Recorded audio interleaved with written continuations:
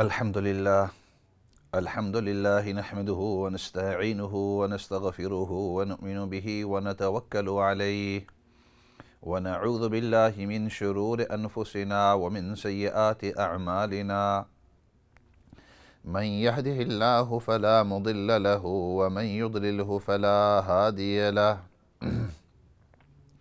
ونشهد أن لا إله إلا الله وحده لا شريك له ونشهد أن محمدًا عبده ورسوله أما بعد فأعوذ بالله من الشيطان الرجيم بسم الله الرحمن الرحيم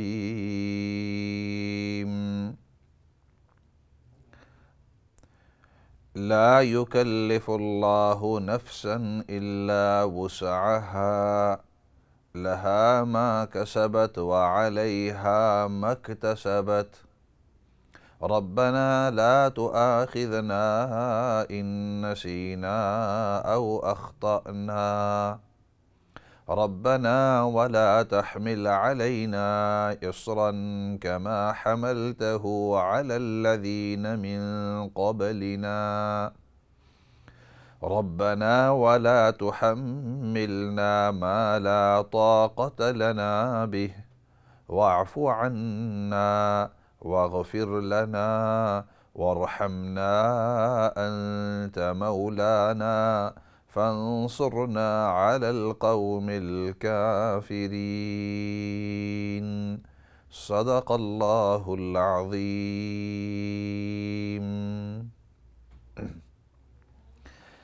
محترم و مکرم سامعین ناظرین، السلام علیکم ورحمۃ اللہ وبرکاتہ۔ ترتیب وار ہماری ترتیب چلی آ رہی ہے، سیشنز سیریز ہماری چلی آ رہی ہے قرآن کریم کی مختصر تاریخ، the history of the Quran Kareem, brief history of the Quran Kareem. اور پہلے قرآن کریم کے کچھ فضائل عرض کیے تھے، اور پھر ان فضائل کے بعد قرآن کریم کی ابتدائی جو آیات ہیں ان کا ذکر کیا تھا، اور پھر یہ بات عرض کی تھی کہ نبی پاک صلی اللہ علیہ وسلم کے پاس وحی جو آیا کرتی تھی، اس کے 5 جو طریقے تھے، میتھڈ تھے آپ کے پاس وحی پہنچنے کے، ان کا ذکر کیا۔ اور پھر اس کے بعد قرآن کریم کو نبی کریم صلی اللہ علیہ وسلم کے زمانے میں کن کن چیزوں کے اوپر لکھا جاتا تھا، اور اس کے بارے میں عرض کیا تھا کہ بعض اوقات چمڑی کے اوپر لکھا جاتا، کیونکہ جانور کا گوشت کھایا جاتا ہے، چمڑی رہ جاتی ہے، تو اس چمڑی کو سکھا کر اس کو مختلف چیزوں کے لیے استعمال کیا جاتا ہے۔ ہڈی کے اوپر اس کو لکھا جاتا تھا، اسی طرح پتوں کے اوپر یا درختوں کا جو چھلکا ہے اس کے اوپر وغیرہ وغیرہ، بعض اوقات کسی سلیٹ اور پتھر کے اوپر لکھا جاتا ہے۔ اور پھر ان تمام کی تمام چیزوں کو محفوظ کیا جاتا تھا۔ اور اس کے ساتھ ساتھ یہ بات بھی عرض کی تھی کہ نبی کریم صلی اللہ علیہ وسلم کے دل کے اندر محفوظ ہو گیا تھا پورا کا پورا قرآن کریم۔ اللہ رب العزت نے ذمہ داری لی تھی کہ اس قرآن کریم کو آپ کے سینے کے اندر محفوظ کرنا یہ اللہ کی ذمہ داری ہے، اور اس کے معنی اور مطالب صحیح طریقے سے لوگوں کے سامنے بیان کروانا یہ بھی اللہ کی ذمہ داری ہے۔ تو سب سے پہلے حافظ قرآن کریم کے نبی کریم صلی اللہ علیہ وسلم، اور پھر اس کے بعد آپ صلی اللہ علیہ وسلم صحابہ کو قرآن کریم تلاوت کر کے سناتے تھے، صحابہ کرام اس کو یاد کر لیتے تھے۔ سیدنا عمر بن الخطاب رضی اللہ عنہ فرماتے ہیں کہ سورۃ بقرہ یاد کرتے کرتے مجھے اتنا عرصہ لگا، کیونکہ سورۃ بقرہ آف کورس کافی لمبی سورت ہے، لیکن صحابہ اکرام رضوان اللہ علیہم اجمعین ان کی یہاں یہ بات ہوتی تھی کہ وہ قرآن کریم کی کچھ آیات کو یاد کر لیتے اور پھر اس کو اپنی زندگی کے اندر لے آتے، اس پر عمل کرتے تھے، اور جب تک کہ اس کے اوپر عمل نہ کر دیتے تو اگلی آیت یاد نہ کرتے، یہ اگلی جو صورت ہے اس تک نہ جاتے فرماتے کہ ہم نے اس کو پڑھا ہے، اس کو زبانی یاد کیا ہے، اب ان آیات کے اوپر یا اس صورت کے اوپر ہم جب تک کہ پورا عمل نہیں کر لیتے اگلی صورت کے اوپر ہم جاتے ہی نہیں ہیں۔ صحابہ کرام رضوان اللہ علیہم اجمعین کا یہ انداز تھا، اور تابعین کا بھی یہی انداز تھا۔ اسی وجہ سے ایک مرتبہ امام مالک رحمۃ اللہ علیہ، 4 امام جو مشہور ہیں، امام تو بہت سارے ہیں لیکن 4 جو مشہور امام ہیں، امام ابو حنیفہ رحمۃ اللہ علیہ، امام مالک رحمۃ اللہ علیہ، امام شافعی رحمۃ اللہ علیہ، اور امام احمد بن حنبل رحمۃ اللہ علیہ، یہ 4 مین اور مشہور امام ہیں جو تابعین، جو صحابہ کے بعد تابعین، تابعین وغیرہ ان کے بعد آئے۔ تو امام مالک رحمۃ اللہ علیہ کے بارے میں آتا ہے کہ ایک مرتبہ ان کے پاس کچھ لوگ آئے اور انہوں نے عرض کیا کہ یا حضرت، یہ جو لوگوں نے غلام اور باندیاں اپنے یہاں رکھی ہوئی ہیں اور یہ لوگوں کے گھروں کے اندر کام کرتے ہیں، لوگ ان کو خرید لیتے ہیں، وہ اپنے گھروں کے اندر کام کرتے ہیں، آپ کے گھریلو جو خدمتیں ہیں وہ کرتے رہتے ہیں، وقت آتا ہے آپ اس کو بیچ دیتے ہیں کسی کے اوپر۔ تو شریعت نے بڑی ہی ترغیب دی ہے کہ ان غلام اور باندیوں کو آزاد کر دو۔ جب آپ ان کو آزاد کر دیں گے، ان کی آزاد اپنی زندگی ہوگی، کسی کے ماتحت نہیں ہوں گے۔ تو آپ اس طرح کریں کہ اس چیز کی قرآن و حدیث کے روح سے ترغیب دیں، تو اگلی مرتبہ جب آپ اپنے درس کے اندر ہوں یا خطبے کے اندر ہوں تو اس وقت لوگوں کو اس کی ترغیب دیں۔ ہو سکتا ہے کہ جب لوگوں کے ذہن کے اندر یہ بات آپ کی زبانی آ جائے تو وہ اس کے اوپر عمل کریں گی، اور کتنے ہی ایسے غلام اور باندیاں جو ہیں، سلیوز اور سلیو مین اور سلیو ویمن، سلیو بوائز اور سلیو گرلز، یہ آزاد ہو جائیں گی۔ امام مالک رحمۃ اللہ علیہ نے ان کی بات سن کر فرمایا کہ بہت اچھی تجویز ہے۔ تو جتنے بھی لوگ تھے وہ انتظار کر رہے تھے کہ اس ہفتے امام مالک رحمۃ اللہ علیہ جمعہ کے خطبے کے اندر اس کے اوپر بیان فرمائیں گے۔ امام مالک رحمۃ اللہ علیہ نے اس کے اوپر بیان نہیں فرمایا۔ اگلے ہفتے بھی انتظار کرتے رہے لیکن امام مالک رحمۃ اللہ علیہ نے اس کے اوپر بیان نہیں فرمایا۔ تو لوگ تعجب کے اندر پڑ گئے کہ یہ کیا بات ہے کہ ہم جب ان کے پاس گئے تھے تو اس وقت انہوں نے وعدہ کیا تھا کہ میں ضرور لوگوں کو ترغیب دوں گا، لیکن ابھی تک انہیں ترغیب نہیں دی۔ ہو سکتا ہے کہ ان کا ارادہ بدل گیا ہو، لیکن چونکہ اتنے بڑے عالم تھے اور ان کو ایک مرتبہ ایک بات کہہ دی تھی، وہ بھولنے والے نہیں تھے جلدی، تو اس لیے احترام کا تقاضا یہ تھا کہ دوبارہ ان کے سامنے ذکر اس کا نہیں کیا جائے۔ امام مالک رحمۃ اللہ علیہ نے کیا کہ اس کے بعد تیسرا ہفتہ جب آیا تو اس تیسرے ہفتے کے اندر امام مالک رحمۃ اللہ علیہ نے جمعہ خطبہ کے اندر خوب اس کے اوپر ترغیب دی کہ اللہ رب العزت نے ان غلام باندیوں کو آپ کے قبضے کے اندر رکھا ہے، اگر آپ ان کو آزاد کر دیں آپ کو اللہ رب العزت بڑا ہی اجر نصیب کریں گے، بلکہ جو شخص کسی غلام کو آزاد کرتا ہے، کسی باندی کو آزاد کر دیتا ہے کہ اب تم اپنی زندگی جس طرح تم چاہو گزار سکتے ہو، میرے ماتحتی کے اندر تم نہیں رہو گے، تو اس کو آزاد کرنے کے بدلے میں ایک ایک بال کے بدلے میں اللہ رب العزت تمہارا قیامت کے دن ایک ایک بال جہنم سے آزاد کر دیں گے۔ گویا اللہ رب العزت تمہیں جہنم سے آزاد کر دیں گے بشرطے کہ اللہ کے واسطے ہو۔ تو امام مالک رحمۃ اللہ علیہ نے بڑی ہی ترغیب دی جمعہ کے خطبہ کے اندر، اور ظاہری بات ہے کہ لوگوں نے بات سنی اور اس کے بعد بہت سارے الحمدللہ اس کے بعد بہت سارے لوگوں نے اپنے غلام اور باندیوں کو آزاد کر دیا۔ تو اس کے بعد یہ جو لوگ تھے ان کو تسلی تو ہوئی، لیکن پھر آئے امام مالک رحمۃ اللہ علیہ کے پاس اور عرض کرنے لگے کہ یا حضرت، یہ تو ہم نے آپ کو 3-4 ہفتے پہلے کی بات آپ کے سامنے عرض کی تھی، اور اب آپ نے اس کو بیان کیا ہے۔ درمیان میں آپ نے اتنے ہفتے جب بیان نہیں کیا تو ہمارے دل کے اندر یہ کھٹک آئی کہ ہو سکتا ہے آپ اس کے اوپر بات نہیں کرنا چاہتے، یہ ہو سکتا ہے کہ ہماری بات آپ کو اچھی نہ لگی ہو، یا ہماری بات لوگوں کے سامنے آپ پیش نہیں کر سکتے۔ تو امام مالک رحمۃ اللہ علیہ نے اس وقت ان کو سمجھایا، فرمایا کہ اس کی وجہ یہ ہے کہ میں نے سوچا کہ اس حدیث کے اوپر اور اس حکم کے اوپر ابھی تک میں نے خود عمل نہیں کیا، میرے پاس کوئی غلام نہیں ہے، کوئی باندی نہیں ہے کہ جس کو میں آزاد کر سکوں، اور میرا دستور یہ ہے کہ جب تک کہ میں کسی قرآن کریم کی آیت یا احادیث مبارکہ یا کسی حکم کے اوپر میں جب تک کہ خود عمل نہ کر لوں میں لوگوں کو نہیں بتلاتا ہوں، اور اس کی وجہ یہ ہے کہ میرے ذہن میں یہ ہے کہ جب میں کسی چیز پر خود عمل کروں گا اور لوگوں کو بتاؤں گا تو اس کا لوگوں کے اوپر اثر ہوگا، اور اگر میں اس کے اوپر خود عمل نہیں کرتا ہوں اور لوگوں کو پھر میں اس کا وہ چیز بتلاتا ہوں تو ان کے دل کے اندر وہ بات نہیں پڑتی، تب لوگوں کو بات سمجھ میں آئی۔ تو امام مالک رحمۃ اللہ اسی وجہ سے استاذ محترم ہمیں بچپن کے اندر ہمیشہ سمجھایا کرتے تھے اور فرماتے تھے کہ اس طرح کرو کہ جب آپ لوگوں کو کسی چیز کی ترغیب دو، کسی حدیث کی، قرآن کی آیت کی، کسی فضیلت کی، یا ان کو ویسے مسائل بتلاؤ تو ہمیشہ کوشش کرو کہ دل سے بات کرو، اللہ کے واسطے کرو، اور اس جن چیزوں پر عمل کر سکتے ہو اس پر عمل کرو۔ یہ 3 شرطیں، اللہ کے واسطے کرو، اور اس وقت دل سے اگلے کی خیرخواہی کے طور پر کہو، اور تیسری بات اگر ہو سکتے ہے تو ان احادیث یا ان روایات کے اوپر خود عمل کرو۔ تو فرمایا جب یہ کرو گے تو اگلا سننے والا اس کو جذب کر لے گا، اس کے دل کے اندر بات لگے گی، وہ چاہے گا کہ اس کی بات میں سنتا رہوں، اس کی بات میں سنتا رہوں، اس کی بات میں سنتا رہوں۔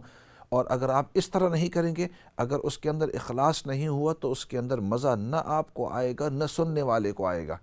اور اگر آپ دل سے اگلے شخص کے سامنے درد دل سے اس کی خیرخواہی کے طور پر نہیں کہیں گے، ویسے کہتے ہیں کہ اگر اس نے سن لیا تو سن لیا، نہیں سنا تو نہیں سنا، عمل کیا تو عمل کیا، عمل نہ کیا تو کوئی بات نہیں۔ اگر اس قسم کی ذہنیت اور اس قسم کی نیت اگر اگلے شخص کے بارے میں آپ کے دل کے اندر ہو تو وہ شخص، وہ بڑے کہتے ہیں کہ زبان کی بات زبان تک رہتی ہے اور دل کی بات دل تک سرایت کر دیتی ہے۔ تو اس لیے فرمایا کہ جو دل کی بات ہوتی ہے وہ دل تک سرایت کر دیتی ہے، دل تک چلی جاتی ہے۔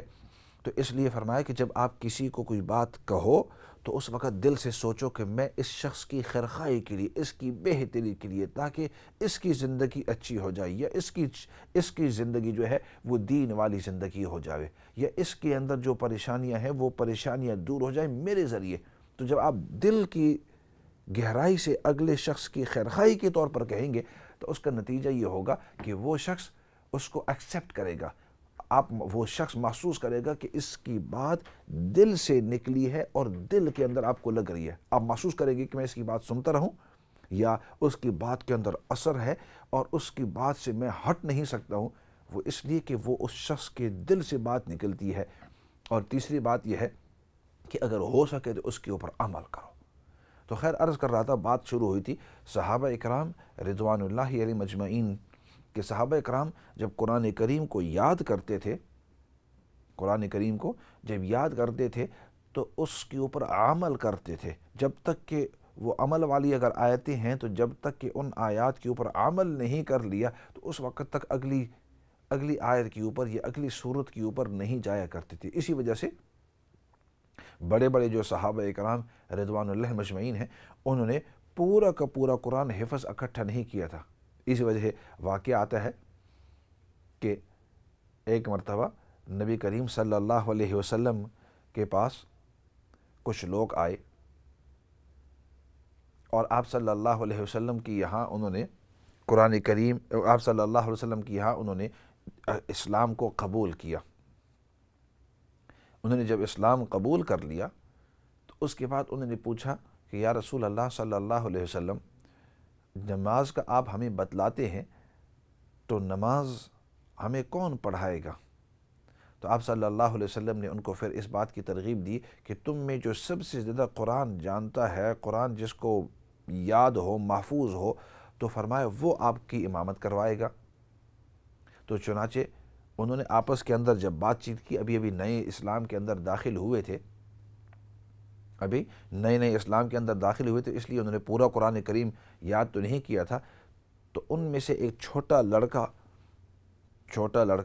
اس نے قرآن کریم کا زیادہ حصہ یاد کیا ہوا تھا۔ تو انہوں نے آپس میں مشورہ کیا کہ بھائی یہ تو ہمارے بیٹے کی جگہ پر ہے، تو اس نے جب قرآن کریم زیادہ حفظ کر لیا ہے، اس نے قرآن کریم زیادہ یاد کر لیا ہے، اور اس زمانے میں قرآن کریم کا حافظ ہونا اس کا مطلب یہ تھا کہ قرآن کریم کا حافظ اس کے مطلب کو بھی جانے اور اس کے جو تفسیر ہے اس کو بھی جانتا تھا۔ آج کل تو ہم جب حفظ کراتے ہیں تو صرف اس کو قرآن کریم کے الفاظ زبان یاد ہوتے ہیں. پہلے زمانے میں حافظ جو قرآن وہ ہوتا تھا جو قرآن کریم کو زبانی جانتا بھی، اس کا ترجمہ بھی جانتا، اس کے معنی بھی جانتا، اس کی تفسیر بھی جانتا. تو اس لیے جس کے پاس سب سے زیادہ قرآن کریم محفوظ ہوتا یا جس نے قرآن کریم کو زیادہ حفظ کیا ہوا تھا تو گویا وہ ان میں سب سے بڑا عالم تھا. تو انہوں نے آپس کے اندر بات کی کہ اگر ہم امامت اس انداز کے اندر اس کو آگے کریں کہ اس نے قرآن کریم سب سے زیادہ یاد کیا ہوا ہے اور اس کو زبانی یاد ہے، لیکن دوسری طرف دیکھیں تو یہ تو بہت چھوٹی عمر کا ہے. تو ان میں سے ایک بڑے نے کہا، انہوں نے کہا نہیں، نبی کریم صلی اللہ علیہ وسلم نے ہمیں اس بات کا حکم دیا ہے کہ جو تم سے میں سب سے زیادہ قرآن کریم کو جانے اور جو محفوظ کر لے اس کو آگے کرو، لہٰذا ہم اس کو آگے کرتے ہیں. تو روایات میں عجیب لطیفے کے طور پر آتا ہے کہ اس بچے کو آگے کر دیا، اس نے نماز پڑھائی. نماز جب پڑھا رہے تھے تو ظاہری بات ہے کہ غربت کی حالت تھی، اور خاصتاً یہ جو ابھی صحابہ ابھی جو نئے اسلام انہوں نے قبول کیا ہوا تھا، ان کی یہاں غربت تھی، غریب تھے، تو کپڑے اتنے زیادہ نہیں تھے. اور جن کی یہاں زیادہ کپڑے نہیں ہوتے یا غریب ہوتے ہیں تو عام طور پر جو چھوٹے بچے ہوتے ہیں ان کے پہلے زمانے میں اس طرح ہوا کرتا تھا، ایک آدھ اگر کرتا ہو جائے تو وہی کافی ہے. ان کے نیچے اگر ان کی یہ جو ہمارے سلوار ہوتی ہے یا پرتوک جس کو کہتے ہیں یا ٹراؤزر جس کو کہتے ہیں یہ نہ ہو تو کوئی بات نہیں، کہتے لمبا اس کے پاس چوغا ہے کوئی بات نہیں. تو اس صحابی جو لڑکے تھے ان کے پاس ہو سکتا ہے کہ صرف کرتا ہی تھا. اب وہ کرتا اور درمیان میں ہو سکتا ہے کہ اس کے جو سلوار یا ٹراؤزر پرتوک وغیرہ نہیں تھی. تو انہوں نے وہ جب سجدے کے اندر گیا تو وہ جو اس کے یہ جو سامنے والا حصہ ہے، اسی طرح پیچھے والا جو کپڑا ہوتا ہے وہ سائڈ سے ہٹ کر ان کی جو سورین ہے، ان کے جو پچھلے والا حصہ ہے وہ نظر آنا شروع کر گیا. تو نماز کے بعد فوراً انہوں نے آپس میں مشورہ کیا. مشورہ کرنے کے بعد انہوں نے کہا کم از کم اس طرح کرو، ہمارا جو امام ہے اس کی سورین کو تو چھپاؤ بیچارے. تو آپس میں انہوں نے پھر چندہ کیا، تھوڑا سا اکٹھا کر کے اس کے لیے کوئی نہ کوئی کپڑے خریدے. تو عرض کر رہا تھا، بات ادھر سے شروع کی کہ جس کے پاس زیادہ قرآن ہوتا تو نبی پاک صلی اللہ علیہ وسلم نے اس کی زیادہ عزت، اس کے احترام اور اس کو نماز کے اندر آگے جانے کی اور امام بننے کی اجازت دی. اور قرآن کا مطلب یہ تھا کہ قرآن کریم کو یاد کرنا، قرآن کریم کو اس کے معنی کو بھی جاننا، اس کے مطالب کو بھی جاننا، اور اس کا جو ترجمہ ہے وہ تو جانتے ہی تھے، عرب تھے، اور اس کی جو تفسیر ہے، اس کے جو احکامات ہیں وہ بھی جانتے تھے. اور یہ بچپن سے ہی شروع کرتے تھے. جو ہی بچے چھوٹے ہوتے اسی وقت سے وہ قرآن کریم کو یاد کرنا اسی وقت سے شروع کر دیتے. اسی وجہ سے اگر آپ دیکھیں تو جو ہی بچہ 7 سال کی عمر کا ہوتا ہے تو دین میں ہمیں یہ حکم ہے کہ اذا بلغوا مروہم بالصلاة اذا بلغوا 7 سنین، کہ ان کو نماز کا حکم دو جبکہ وہ 7 سال کی عمر کے ہو جائیں. اس سے کیا پتہ چلتا کہ جب وہ 7 سال کی عمر کے بچے ہو جائیں تو اب ان کو نماز پڑھنے کی پورا طریقہ بھی پتہ ہوگا، نماز پڑھنے کا انداز بھی، اور نماز کے اندر جو پڑھنا ہے وہ ان سب کو یاد ہوگا. اور ظاہری بات ہے کہ نماز کے اندر ان کو سورۃ فاتحہ تو پڑھنی ہوگی، الحمد شریف، تو قرآن کریم کا وہ حصہ تو اس کو زبانی یاد. اب دوسری بات کہ جب وہ نماز پڑھے گا تو ظاہری بات ہے نماز کے اندر وہ صورتیں بھی کچھ پڑھے گا، چاہے وہ فجر کی نماز ہو، چاہے ظہر کی نماز ہو، عصر کی نماز ہو، مغرب کی ہو، عشاء کی ہو، وتر ہو، سنتیں ہوں، نوافل ہوں، جو کچھ بھی وہ پڑھے تو ضرور اس کے اندر سورۃ فاتحہ کے ساتھ وہ کوئی نہ کوئی صورتیں بھی تو پڑھے گا. اور جب صورتیں پڑھے گا تو یہ اسی وقت پڑھ سکتا ہے کہ اگر اس کو زبانی صورتیں یاد ہیں. تو اب اس انداز کے اندر گویا نبی پاک صلی اللہ علیہ وسلم نے ہمیں یہ بات بتلا دی کہ 7 سال کی عمر کے اندر بچوں کا قرآن کریم حفظ کرنا آہستہ آہستہ یہ شروع کر دو، زیادہ مقدار کے اندر نہیں، آہستہ آہستہ شروع کر دو. کیوں کہ جب تک کہ وہ قرآن کریم کے کچھ حصوں کو زبانی یاد نہیں کریں گے اس وقت تک وہ نماز اپنی مکمل نہیں کر سکتے. तो नबी पाक सल्लल्लाहु अलैहि वसल्लम ने गोए में हमें ये फरमाया कि 7 साल की उम्र में उनको नमाज का हुक्म दो। तो नमाज के हुक्म की वजह से उनको सूरत फातिहा भी ज़बान याद करनी होगी, और कुछ और जो सूरतें हैं आम तौर पर हमारे माहौल के अंदर, हमारे कल्चर्स के अंदर तो ये होता है कि कुरान करीम की आखिरी जो 10 सूरतें हैं वो बचपन के अंदर उनको याद करा देते हैं और फिर इसी के ऊपर बस करते हैं। नहीं नहीं, जितना हो सके उन 10 से 15 कर दो, 15 से 20 कर दो, 20 से 30 कर दो। तो इसलिए बच्चों को बचपन से कुरान करीम का थोड़ा थोड़ा हिस्सा हिफ्ज़ कराना ये दीनी नुक्ते नज़र से भी अच्छा है, और अब दुनियावी नुक्ते नज़र से क्यों अच्छा है, क्योंकि और ऐसा करते हैं, काफ़ी कॉलें आई हुई हैं, वो भी मैं समझाने वाला था, लेकिन काफ़ी कॉलें आई हैं, कॉलें कुछ ले लेते हैं, फिर ब्रेक का वक्त होगा और फिर वक्त मिलेगा तो ये अर्ज़ करूँगा कि बचपन के अंदर बच्चों को थोड़ा थोड़ा कुरान करीम हिफ्ज़ करवाना ये उनके जहन के लिए, उनकी सोच के लिए, उनकी फ्यूचर के लिए क्यों अच्छा है, और उसका कितना अच्छा असर हो सकता है उनके स्कूल और बाकी ज़िंदगी के अंदर। ऐसा करते हैं, कॉल्स की तरफ जाते हैं और उसके बाद फिर आएंगे वापस इस मौजू की तरफ। अस्सलामु अलैकुम वरहमतुल्लाहि वबरकातुहू। वालेकुम अस्सलाम वरहमतुल्लाहि वबरकातुहू। मौलाना साहब, I have 2 questions. जी जी ज़रूर करें। My auntie's 2-month-old baby in Pakistan keeps crying day and night when she sleeps, when she wakes up, when she sleeps, she keeps Speak a bit crying. louder. Just speak a bit louder. I couldn't hear you properly. I said my auntie's 2-month-old baby keeps crying in Pakistan. And she's, the mum's taken her to the doctors, they've given her medicine, but she still keeps on crying. So we don't know why. And the second question is, my auntie, she's in Pakistan. She's had a headache which is not normal. She's saying the top of her head is in pain the most. She feels dizzy. Medicine is not helping. Last week, Mufti Saab gave her Wazifa to read, but she still feels the same, not any better. Sister, can you do me a favor? Give us something else. Just a minute. Can you do me a favor? Move your phone, move your mouth away from the phone, because I think it's very close and your voice is rebounding. So the last question, I seriously didn't understand it. Okay, I'll repeat it again. That's not a problem. Ji. I said my auntie in Pakistan has a headache, which is not normal. Okay. She says the top of her head is in pain the most. She feels dizzy. Medicine is not helping. She's been to see the doctor.